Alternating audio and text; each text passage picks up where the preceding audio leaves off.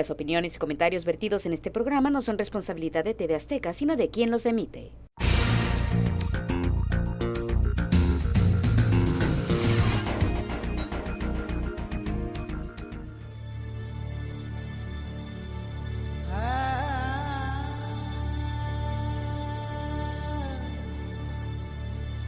Medio ambiente. ¿Descuidamos el planeta? La primera tarea será reconocer que nuestro medio ambiente está realmente deteriorado. Luego, los que no lo hemos hecho, iniciar con carácter de urgencia una tarea que nos incluya a todos, muy a pesar de unos pocos ilusos que cuestionan todavía si es cierto o no que el mundo está sufriendo los embates de un claro desequilibrio ecológico, producto más de nuestro propio desequilibrio como humanos que de la generosa madre naturaleza.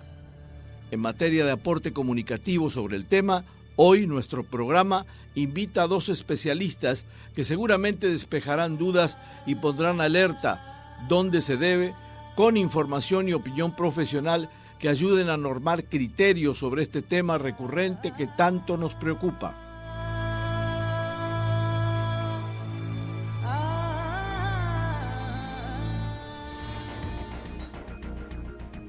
Buenas noches y bienvenidos a un nuevo programa donde pondremos aquí, sobre la mesa, un tema de interés general. Y vaya que lo es el del día de hoy, porque tenemos un tema que recurrente, problemático y que nos ocupa casi al mismo nivel que nos preocupa diariamente. Para eso hemos invitado dos personalidades que me dan muchísimo gusto que hayan aceptado la invitación. La maestra Lori Silvan y la doctora Gabriela Muñoz. Si no estoy bien está correcto lo que acabo de leer. Bienvenidas y muchísimas gracias por venir al programa. Vamos a leer vamos a leer un pedacito de sus currículum para nuestro público del día de hoy. Muchas gracias. Gracias por la invitación. En esta ocasión, para tratar lo relacionado al medio ambiente, nos acompaña la doctora Gabriela Muñoz Meléndez, quien es investigadora de la modelización geoquímica ambiental, evaluación del ciclo de vida, secuestro de dióxido de carbono como el análisis ambiental, muestras de aguas residuales, filtros de suelo y aire. También autora del libro Hacia la sustentabilidad ambiental de la producción de energía en México. También nos acompaña la antropóloga social Lori Silvan, fundadora de la asociación civil Proyecto Fronterizo de Educación Ambiental, que desde hace más de 20 años promueve la gestión de mejores prácticas y políticas ambientales en la frontera de México con Estados Unidos, el derecho ciudadano de acceso a la información y a la educación ambiental. Además, miembro de varios organismos que inciden en proyectos de salud ambiental en ambas Californias. Bueno, iniciamos entonces el programa del día de hoy. Les reitero el agradecimiento y una pregunta que dejamos aquí ahora sí sobre la mesa. ¿Cómo le podemos poner freno a tanto deterioro ecológico? Yo sé que no hay una solución, una única solución, mejor dicho, porque si no estaríamos como los políticos cuando le preguntan ¿y cómo va a solucionar tal problema?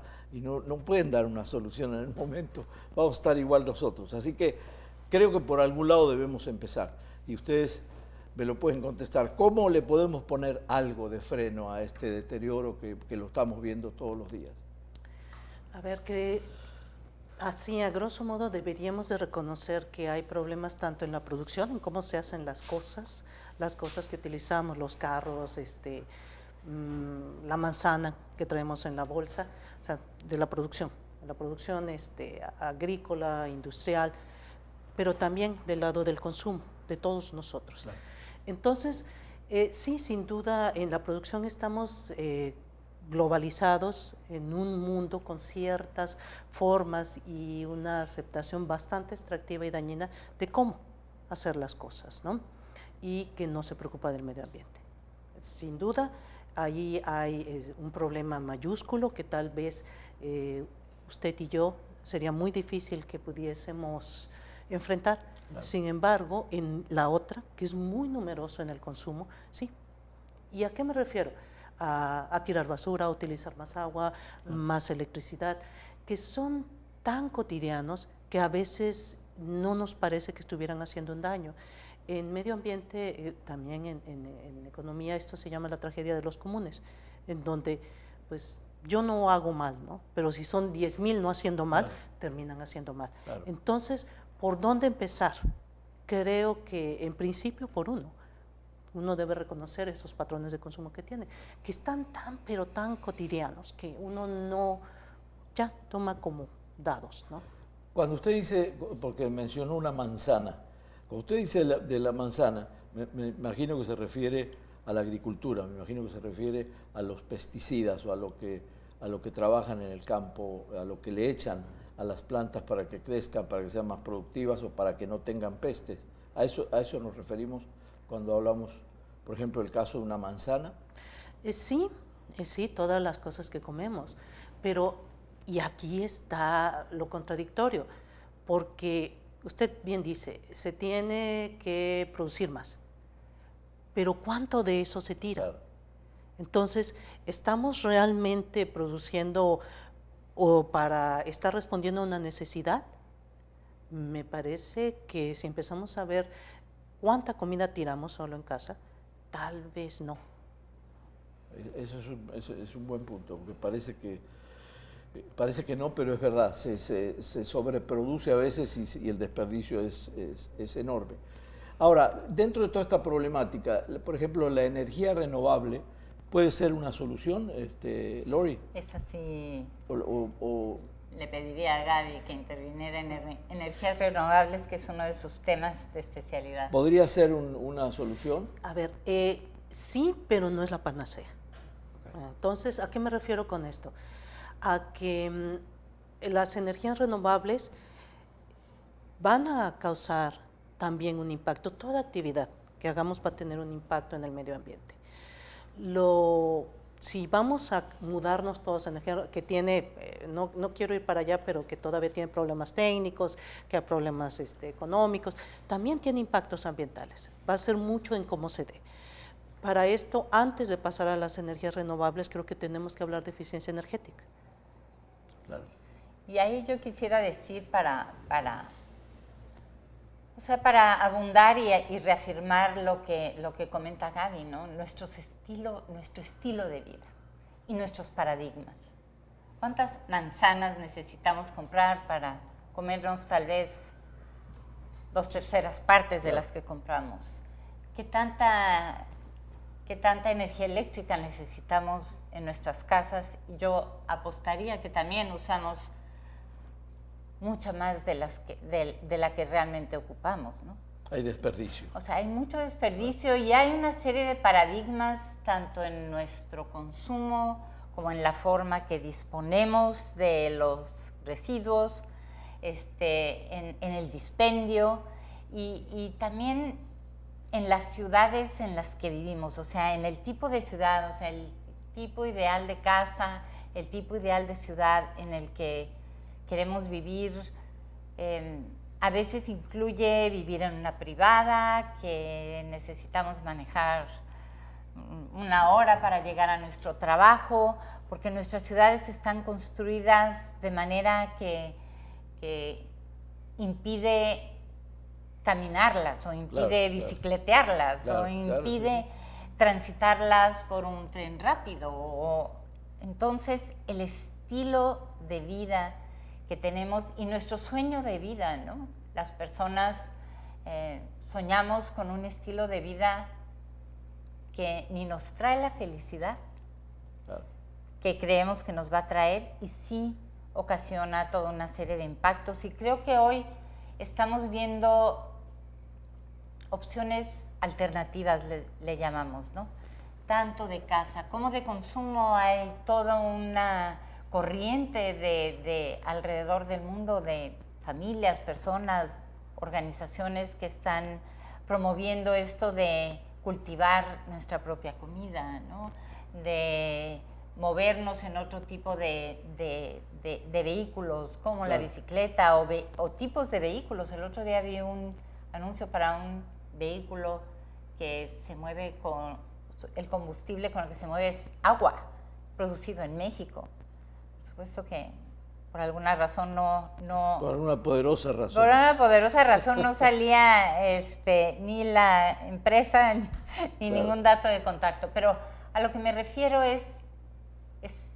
estamos cambiando nuestra noción de lo que es calidad de vida. Claro. Creo que ahí es donde hemos... Y hablábamos fuera de cámara lo que debe ser la línea, si hay algún estudio o algo que mencionaba, maestra, lo que significa la línea internacional y tantos carros parados expeliendo humo. Carburando. Sí hay estudios.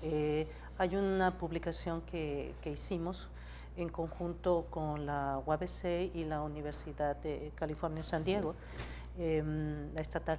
Y lo que se hizo fue poner monitores a chicos y pedirles que cruzaran la línea, que hicieran la línea, que estuvieran ahí esperando. Y era increíble cómo cuando uno iba llegando más cercano, cuando están carburando todos los carros, se elevaban los contaminantes, ¿no?, que nos estamos respirando, pero que se respira una comunidad que tampoco en San Isidro y de este otro lado, donde no se pueden mover, que respira la gente que está trabajando ahí de manera formal o informal. Claro. Y a ver, momento, ¿no? Si no hay viento que sople y disperse eso, pues va a ir creciendo, ¿no? y todos estamos expuestos. Entonces, sí es preocupante, pero quisiera regresar un poco, ¿no? ¿Hacia dónde? ¿Cuándo empezó esto? Creo que empieza después de la posguerra para reactivar economías. Y estoy refiriéndome a la Segunda Guerra Mundial, en donde pues tenemos que incentivar el consumo para poder producir. Más o menos esa era una idea, parecía una buena idea en aquel momento, extraer y hacer cosas, porque no solamente es el carro y las emisiones que tiene, sino todo el metal que se tuvo que haber extraído en algún lado, toda la electricidad, toda la gasolina, todo esto, realmente lo que estamos viendo desde su teléfono hasta mi saco, tiene una historia ambiental. Sí, yo sé, no podemos estar torturándonos todo el día pensando en qué está pasando de cada buscándole una solución, claro. Pero al menos pensar en eso, claro. Exactamente, que nuestras acciones no son solamente esto que estamos viendo aquí, sino toda esta historia ambiental. Pero volviendo a de dónde empieza. Entonces se incentiva el consumo, se incentiva que no dure para seguir produciendo, ¿no? Y de esta manera, como bien decía Laura, como que se asocia en un momento que la felicidad va a venir con lo que poseamos, que nuestro estatus económico, cómo nos ven las demás personas, va a ser por cuanto tengamos. Y pues ahí empieza una cosa súper interesante, porque lo adquirimos y realmente no estamos felices, ¿no? O podemos estar felices un rato. Y ahí viene un satisfactores momentáneos, pero nada más, claro. Exactamente, y creo que empieza una carrera de consumo que tal vez deberíamos un instante detenernos a pensar de dónde viene, qué ha pasado, cuánta gente ha estado cultivando esa manzana, ¿no? Cuánta gente ha sido expuesta, cuánto ha pasado para que yo tenga comida aquí en mi mesa. Claro. Un instante. Fíjese, hace un par de meses entrevistaba a unos jóvenes que estaban concursando para una beca, y una de las preguntas de estos jóvenes, por eso mi esperanza está con los Millennium, le preguntábamos, bueno, si pudieras cambiar una sola cosa para mejorar el medio ambiente. Dijo, yo echaría abajo la obsolescencia planificada. Y explicó, ¿no? La obsolescencia planificada se refiere a estos protocolos cuando se produce un celular, una computadora, un auto, ¿no? De manera que esta tecnología caduque en un tiempo determinado, ¿no? Un simple foco. Sí. Un simple foco puede fabricarse para que dure 100 años, pero nuestros focos no están hoy día, los que compramos no pueden durar 100 años, habiendo la tecnología para para Para que eso fabricarlos, suceda, para claro. que eso suceda. Claro. ¿Por qué? Porque entonces, bueno, pues no sería negocio, ¿no? Claro. Entonces, ese paradigma ahora sí económico, ¿no? De un modo de producción basado en este consumismo, en que necesitamos consumir para que la economía Pero prospere. qué bonito que los jóvenes vean, ya tengan ese ángulo, ¿no? Para estas cosas. Maestra, en el ámbito internacional, ¿cómo está ubicado México? Si hay estadísticas en cuanto a país contaminante o no, como por ejemplo, si tenemos los países más desarrollados, que son los que más contaminan, por cierto, Estados Unidos o China, países que tienen un alto grado de contaminación para el ambiente, para el medio ambiente. ¿Cómo está situado México? ¿Tenemos alguna cifra? Sí, claro, hay muchas. Me parece que se refería a emisiones de gases de efecto invernadero, ¿no? Sí, China es el primero, Estados Unidos es el número 2. México andará en el número 12 o 13 de cuánto emitimos de gases de efecto invernadero a la atmósfera. Pero no solamente es la contribución, las pérdidas que hemos tenido, por ejemplo, de biodiversidad, de algunas especies en vías de extinción, del extractivismo que se está haciendo de minas, ¿no? La misma reforma energética, que yo entiendo, había que hacer una reforma al sector, pero realmente iba muy dirigido hacia vamos a extraer lo último que queda de petróleo, ¿no? Y esto me lleva a un comentario que Laura acaba de hacer, en donde decía que hay una manera de producir y la economía, pero hay otras maneras. Hasta hace 30 años ese no era el modelo imperante. ¿Puede cambiarse? Sí, claro. Y creo que hay cosas que están pasando también en el mundo, como que aquellos países, Inglaterra, Estados Unidos, que estuvieron liderando ese modelo, implementar ese modelo extractivista, neoliberal, de repente se están plegando y cerrando sus fronteras porque ya están sufriendo las consecuencias de eso mismo. Entonces, creo que no es irredimible ni que no haya solución para buscar alternativas. Sí, el mundo evidentemente, claro, no somos otros después de la Segunda Guerra Mundial, después de los años 40 éramos creo que cerca de 2.000 y pico de millones de seres humanos en el mundo y hoy somos 7.000 o una cosa así, ¿no? No sé si la explosión demográfica también tuvo que ver, es decir, hay que hacer más alimentos, hay que darle más luz a la gente, hay que darle más energía a la gente en muchos sentidos.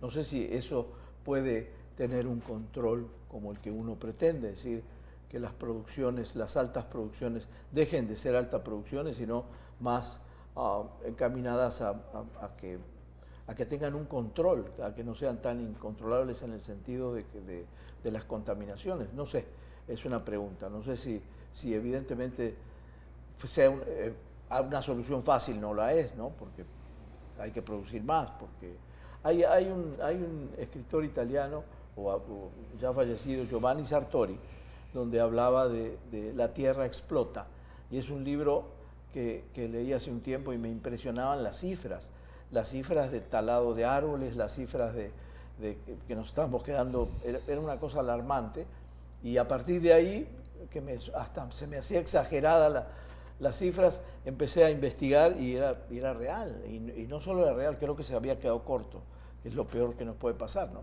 Entonces sí hay un deterioro terrible del planeta en ese sentido, pero claro, como usted lo plantea, todavía es más complejo pensar desde el comienzo. ¿Cómo podemos hacer desde el comienzo? Desde los pesticidas, desde los automóviles que sean, a lo mejor la cosa eléctrica del automóvil va a solucionar un poco este problema, porque como decía yo al comienzo del programa, ¿cómo paramos esto? ¿O cómo se van a empezar a implementar soluciones a esto? A ver, un poco retomando varios puntos que tocó, me gustaría rescatar un par. El primero es la explosión demográfica, sí, sin duda, el que haya más, pero que se consuma de manera no controlada, que además ni siquiera es eficiente, que además ni siquiera es de calidad. Entonces, Sí, creo que aquí hay un punto en donde si seguimos creciendo de la manera que lo seguimos haciendo, que además es inequitativa, que además es injusta, o sea, que tiene todo varias peros que verle y que tendríamos que reconsiderar, vamos que replantear, punto, ¿no? Sí, sin duda una explosión demográfica en el contexto que tenemos, sí, nos está llevando a un punto bastante peligroso, ¿no? Y bueno, creo que Los límites del crecimiento es otro libro así, clásico, en donde estamos hablando, ¿no? No puedes estar hablando de crecer, crecer, crecer y tener siempre una economía creciente cuando estás sacando esa abundancia de un sitio que tiene límites. Claro. Entonces, ahí tenemos. Realmente deberíamos cuidar, no que no solamente creciera, sino que creciera con calidad, que creciera con dignidad, que creciera con bienestar. Claro. Cuidar el crecimiento para protección del ambiente, digamos. Pero para hacerlo protección en mismo términos de los ideales, seres, no solamente ideales. O sea, realmente yo creo que las personas que nos dedicamos al medio ambiente de alguna manera somos muy optimistas porque pensamos que hay soluciones. Pero uno dice, pues si las cosas están mal y que la gente realmente no está feliz y no tiene bienestar, entonces replanteemos esa manera de hacer las cosas, darle una cara humana no de pobreza, no de exposición, sino justa. Claro. Adelante. No la quiero dejar, si quiere intervenir a la No, hora que es usted que quiera, Lori. todo lo que dice Gaby me inspira muchos argumentos, muchas reflexiones, ¿no? En Claro. realidad. Y una de ellas es, y me voy aquí un poquito a lo quizá como a lo filosófico, a lo ontológico, ¿no? A los paradigmas que mantenemos y que mantienen estos ciclos o círculos viciosos, ¿no? De más personas, más consumo, más contaminación, más... Y es que en nuestros paradigmas existe el más es mejor, ¿no? Más carros, más grande la casa, Sí. más ropa, Más ¿no? cara. Más ropa, más cara, además, ¿no? Y creo que las nuevas propuestas, en parte de los conocedores, en parte de las nuevas generaciones, es que a veces menos es más. Y creo que hay una palabra que han usado los académicos, que es desarrollo en lugar de crecimiento, ¿no? Claro. El desarrollo implicando una mejor calidad de vida, que no necesariamente requiere más cosas, requiere un mejor empleo de las cosas, ¿no? Y quizá esta espiral que menciona usted en su introducción, de este reconocimiento del deterioro, porque eso es grande. Sí. Una cosa es el deterioro y otra cosa es reconocerlo como tal, y creo que es parte de lo que está pasando, ¿no? Salvo algunas muy importantes excepciones, creo que la mayor parte del mundo reconoce que tenemos un deterioro ambiental y que hay que cambiar y que no es sostenible en el tiempo. Esto nos está afectando, lo estamos viviendo, lo estamos sintiendo y estamos buscando alternativas. Para colmo tenemos líderes muy cerca de aquí, cruzando la línea, que sostienen que el problema del medio ambiente no es tal, entonces eso contribuye, entre comillas, Por eso al dice deterioro. excepciones. Muy bien, nos vamos a un corte porque ya se nos fue la primera media hora y regresamos con este interesantísimo tema.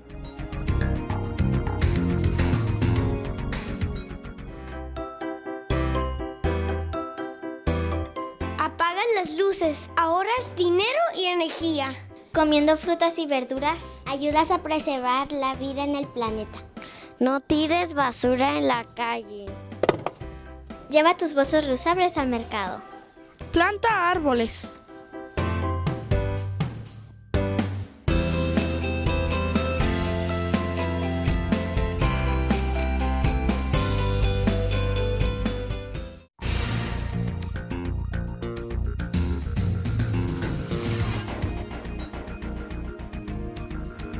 Recuerda las 3 R's: reciclar, reducir y reutilizar.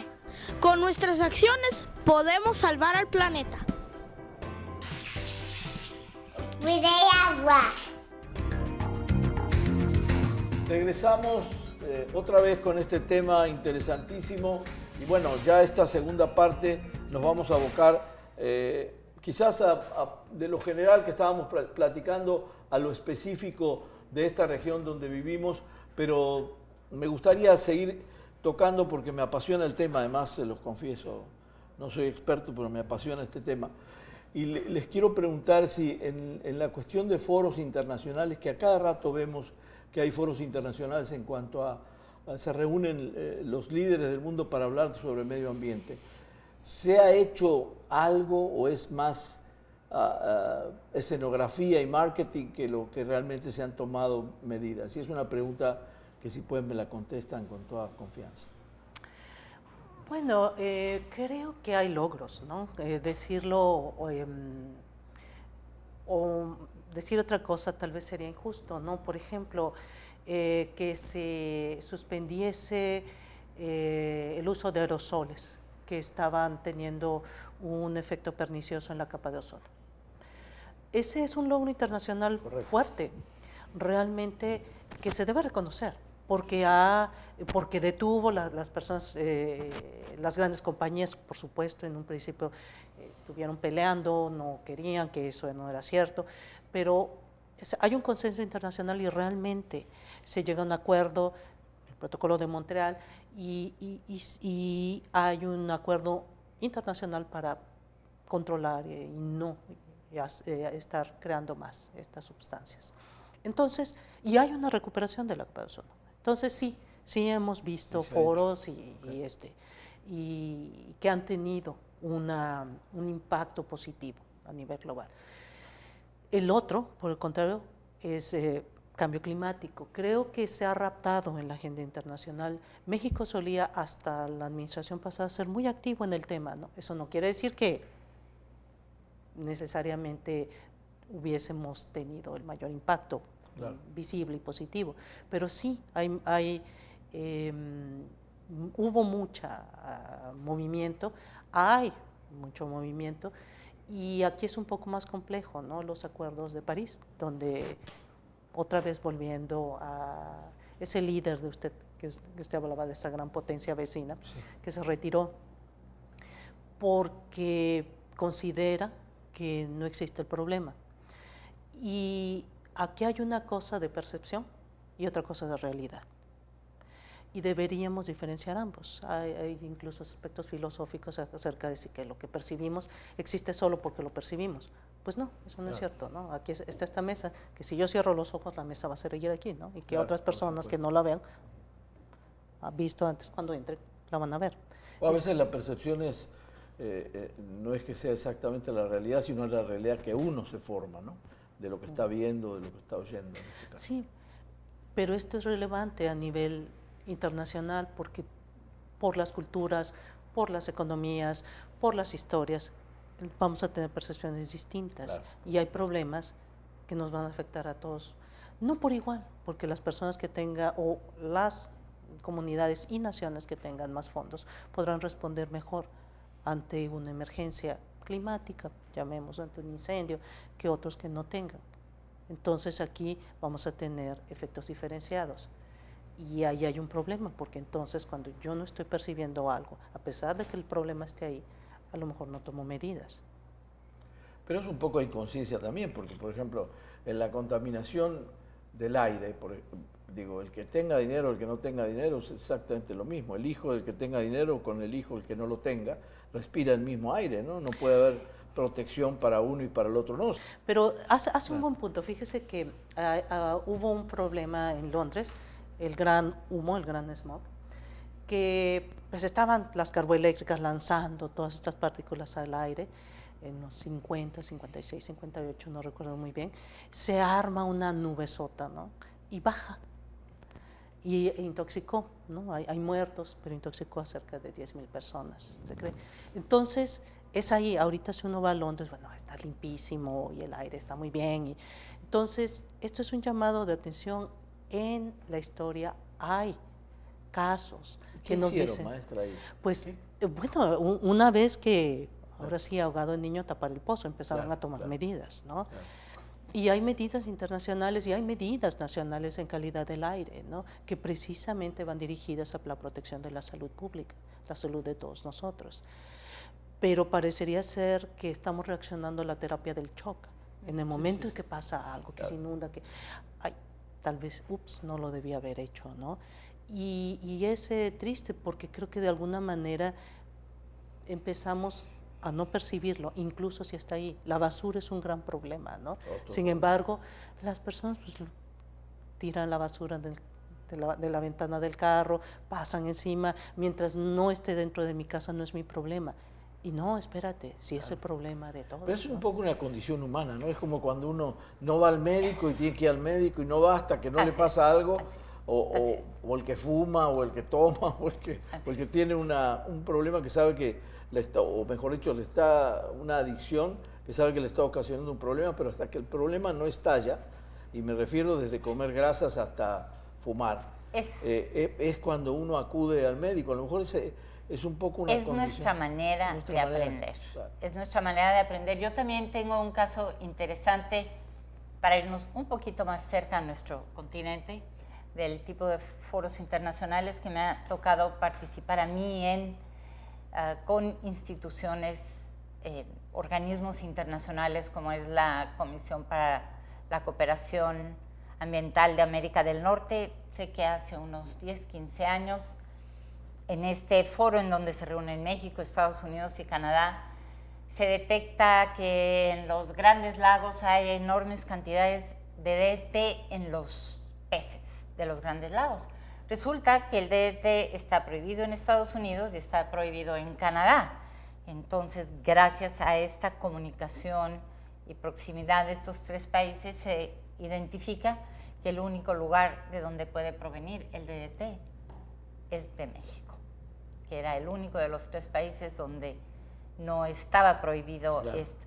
Y entonces este esfuerzo de cooperación hace que estos dos potencias ayudan a México a crear nuevas políticas, a adquirir nuevas tecnologías para combatir todo lo que se combate con el DDT. México prohíbe el DDT. Y a partir de eso. Y bueno, por lo menos ahora los peces de los grandes lagos no tienen DDT, tendrán muchas otras cosas porque al parecer tampoco no están en las óptimas condiciones de pureza, pero sí creo yo, y yo lo digo como parte de una organización de la sociedad civil, los tratados, los principios, los acuerdos internacionales, en nuestro caso han marcado, y lo sé también para muchas organizaciones civiles, han marcado nuestro derrotero. Eso es lo que nos alerta para dónde deben ir nuestros esfuerzos. Y bueno, como toda la política, por supuesto que hay una enorme cantidad de palabras y de demagogia, pero también es un faro, ¿no?, que nos dirige en una ya sea hacia una meta o para alejarnos de ese problema, y nos pone en marcha nuestros esfuerzos y muchos de nuestros programas. Maestra, ¿el problema del mar es tan serio como dicen? Por ejemplo, el círculo ese terrible que se tira plástico al mar, pero el pez se lo come. Va surgiendo el sexto. Son 5 islas, algunas del tamaño de Francia, ¿no?, en el Pacífico. Sí, son islas de plásticos. No he estado ahí, para decir que de manera presencial las he visto, pero sí, es un problema reconocido a nivel internacional, ¿no? Se sabe que las corrientes han formado esas islas por todos los desechos plásticos que se han hecho. Hace poco leía que me parece era Indonesia, que los ríos estaban llevando plásticos y el ejército había ido a limpiar los ríos, ¿no?, de tanto plástico. Y eso me gustaría enlazarlo con nuestro anterior comentario, ¿no? Con su comentario que decía, bueno, pero así es la naturaleza humana, no hacemos algo hasta que ya vemos, ¿no? Pero tenemos la mayoría de veces la suerte de que esa acción es a tiempo o puede resarcir un poco el daño. El problema es que aquí nada más tenemos un planeta, ¿no? Y a lo mejor no vamos a poder resarcirlo, ¿no? Y no quiero ser, espantar a nadie, ni ser alarmista, pero creo que uno se va acostumbrando a que haya más plástico, se va acostumbrando a que esté más caliente, hasta el día que ya no podemos resarcir ese daño, ¿no? Y es ahí donde me gustaría reconocer y apelar a las cosas, acuerdos internacionales, pero a la gente que camina en la calle, ¿no? Que podamos reconocer realmente y tomar esa responsabilidad. No es solamente uno. Uno maneja y de repente viene, se mete el otro, no pone la direccional, yo paso. No, desafortunadamente aquí hay un ecosistema, aquí hay una sociedad, aquí estamos y nos guste o no vamos a tener que cooperar. No, claro. Para pedir un cambio hay que cambiar, ¿no? Exactamente. Tiene que cambiar uno para poder... ¿Qué tanto los gobiernos ayudan? ¿Qué tan conscientes están de este problema? Bueno, yo considero que los gobiernos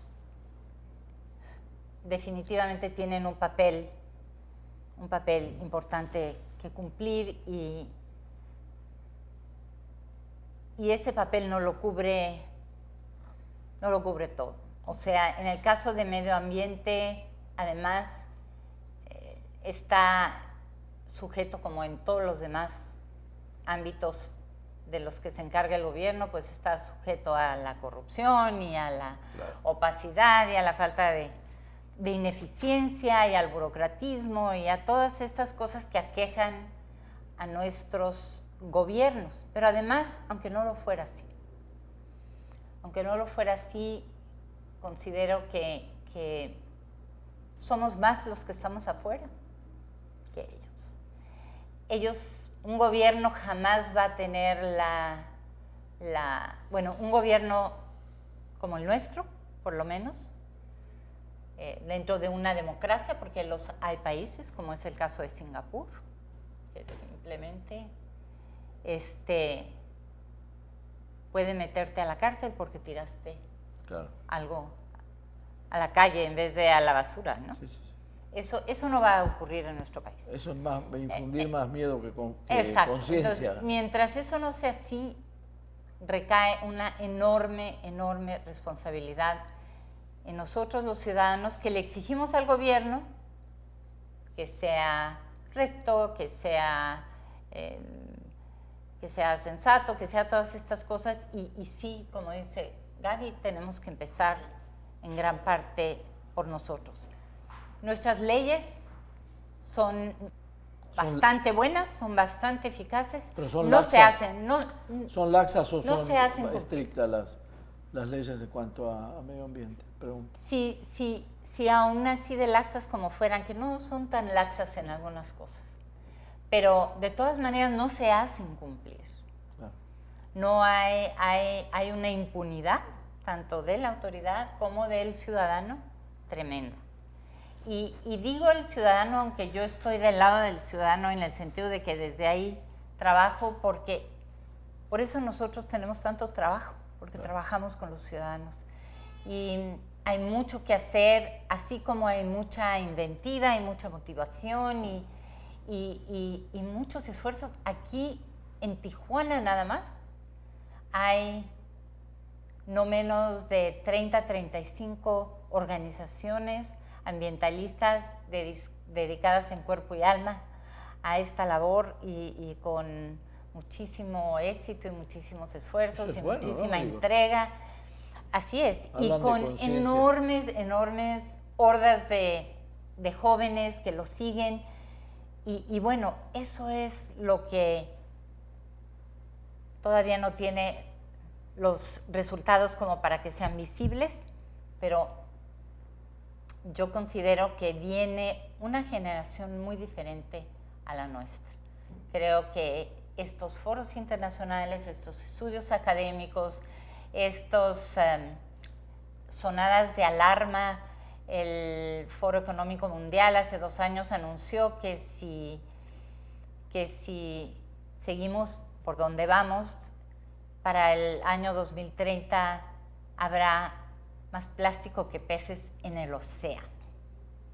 Es realmente una llamada, una alerta que, por ejemplo, a organizaciones como la mía y a muchas otras que conozco personalmente, nos puso a echar a andar programas en ese sentido. Entonces, ahora es paradójico porque por un lado hay más conciencia, hay más organizaciones, la juventud habla más del problema ambiental y por otro lado la tendencia a agravarse sigue igual, porque si aquí al año 30, que falta 12 años nada más, va a pasar eso con los peces, quiere decir que de aquí al año 30 seguiremos contaminando los mares o no los habremos limpiado. No creo. Bueno, a ver, solamente un comentario. No hablemos del gobierno como es algo que está ahí, que alejado, ¿no? O sea, finalmente un gobierno está ahí por nuestra aceptación, claro, o nuestra indiferencia, por nuestra elección, o nuestra indiferencia porque no se fue a votar o lo que sea. Entonces creo que también ser parte de la sociedad, ser ciudadano es estar vigilando y exigiendo, claro. Y, o sea, yo sé, pues uno trabaja, uno está cansado, quiere relajarse, pero finalmente es parte de nuestra responsabilidad y nuestro derecho, ¿no? Así es. Entonces, y sí, sin duda hay lamentables ejemplos de corrupción, hay ejemplos también de impunidad, pero también de gran indiferencia en donde se dan, ¿no? Y esta es una llamada de atención a todos nosotros, a los que andamos caminando en la calle, ¿no? Que sí, estamos, sí, somos, pero sí también debemos ser, ¿no? Claro.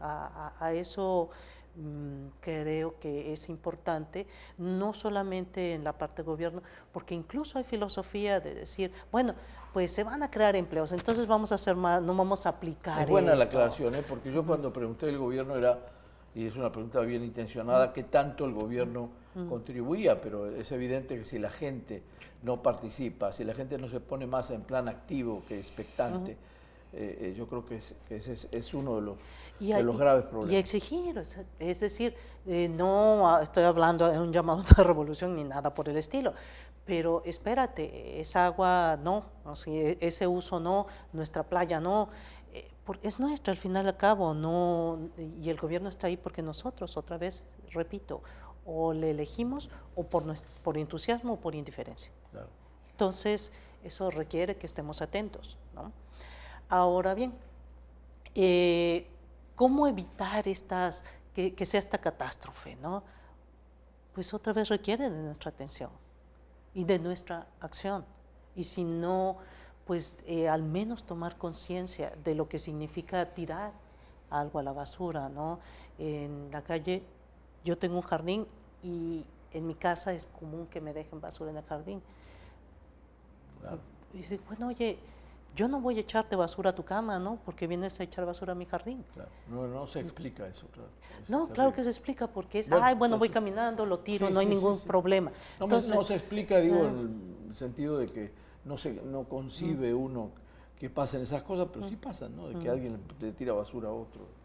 Terrible. Pero. Sí, entonces, bueno, pues no lo hagas, es tan sencillo como espérate hasta donde encuentres un bote de basura. Y si estamos esperando realmente hasta encontrar un bote de basura, pues ese 2030 no va a llegar de esa manera. Así es. Yo las siento a las dos estudiosas del tema, conocedoras del tema. La pregunta es, ¿hay suficiente comunicación a nivel masa, a nivel gente, en cuanto a medio ambiente? Tenemos, por ejemplo, yo checo un periódico de Tijuana y veo un columnista que semanalmente me hable de contaminación, enciendo el radio y hay un señor que me habla de contaminación o me habla de medio ambiente, o tengo que yo buscar la información y meterme al YouTube para buscar información. No sé si me explico. Una cosa es el receptor pasivo, el receptor que busca, y otra cosa es el comunicador que hace llegar esa comunicación. ¿Tenemos suficiente información? Y es una pregunta, bien intencionada. Bien, yo escribo regularmente sobre el medio ambiente y creo que es una responsabilidad muy propia como académica tratar de explicar de una manera clara lo que me parece que es importante desde mi cualquiera que pueda ser mi nivel de conocimiento, ¿no? Entonces, creo que, y no soy la única, creo que hay otros que intentan hacerlo. Sí, sin duda, muchos no hay el entrenamiento para acercarnos y colaborar, o a qué punto colaborar, ¿no? No solamente porque tengamos desconfianza de las personas o creamos que no van a entender, no es así, ¿no?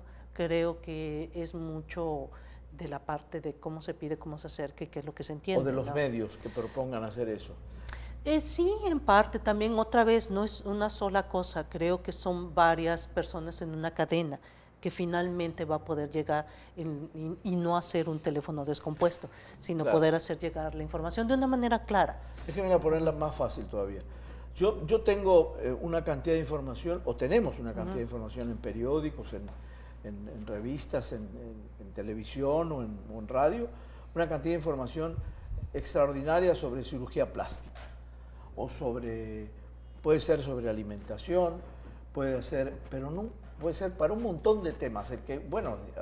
Los temas artísticos y eso ni hablar, o políticos son los que ocupan diariamente la plana. Pero yo no veo semanalmente información sobre medio ambiente.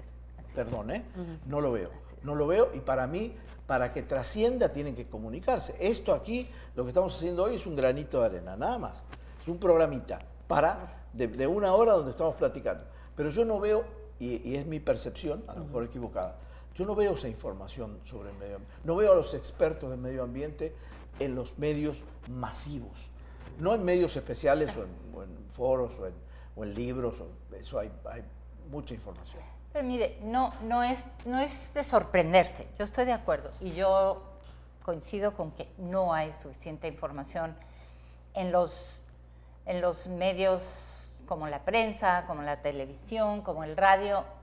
Definitivamente hay muy poca información comparado a los demás temas, pero no es de sorprenderse realmente, porque lo mismo pasa con la educación que recibimos en nuestra casa, lo mismo pasa con la educación que se recibe en las escuelas.